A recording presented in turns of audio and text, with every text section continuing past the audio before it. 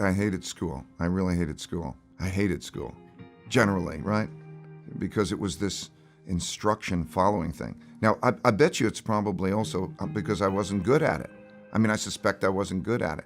Maybe to some extent it was that, yes, I wanted to pursue the understanding. I always liked the understanding. But I think I was just built that way, right?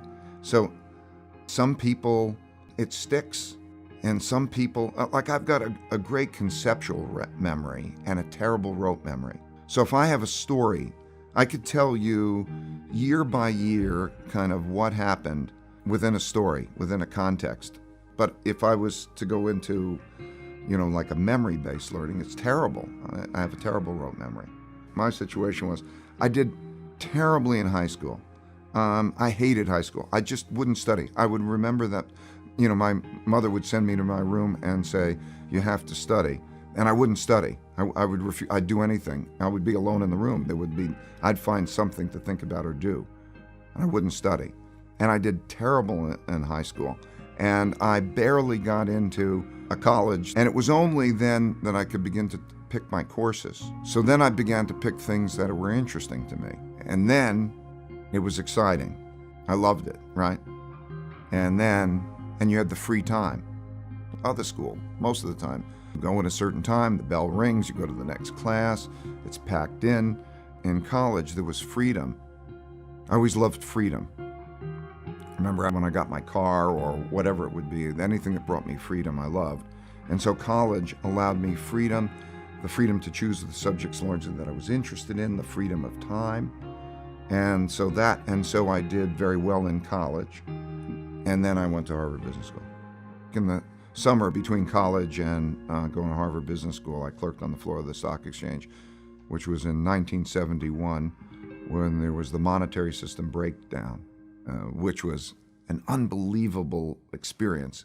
And it was, I was wrong many times in the markets up to that, but this was one of those really telling times. I watched it follow developments day by day up until the breakdown. And what I was seeing is that the world financial system, money as we knew it, dollars, were not being accepted. We had large debts around the world, and these dollars were not being accepted. Big crisis. And it came to head on August 15th, 1971, when I was clerking on the floor of the exchange. And President Nixon, on Sunday night, gets in front of the television and announces the floating of the dollar. In other words, we're going off the gold standard. And at that time, money had no value except as a claim against gold, because money was like checks in your checkbook, right? It had no value, no intrinsic value. So now there was going to be the severing of the relationships. Like now you can keep the checks, but you can't have the money that's in the bank. And so that I figured, wow, what a shock. And I walked on to the floor of the New York Stock Exchange where I'm clerking, and I come there, and the stock market went up the most it ever went up in a long time, in many years. That was the first time that happened.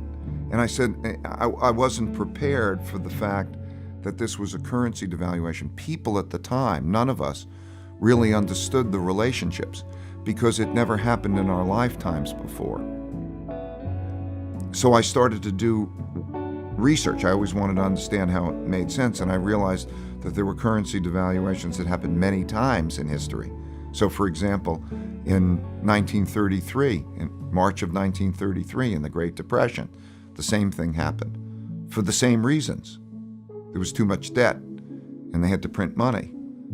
And when you print money, you have this kind of effect. And these experiences then, all through my development, I found that there were many things that had never happened in my lifetime before, or the lifetime of the people that I was operating with, the marketplace. The people in the market mostly were very, very much responsive to their experiences, particularly their more recent experiences. So it was a pattern that I would see of surprise.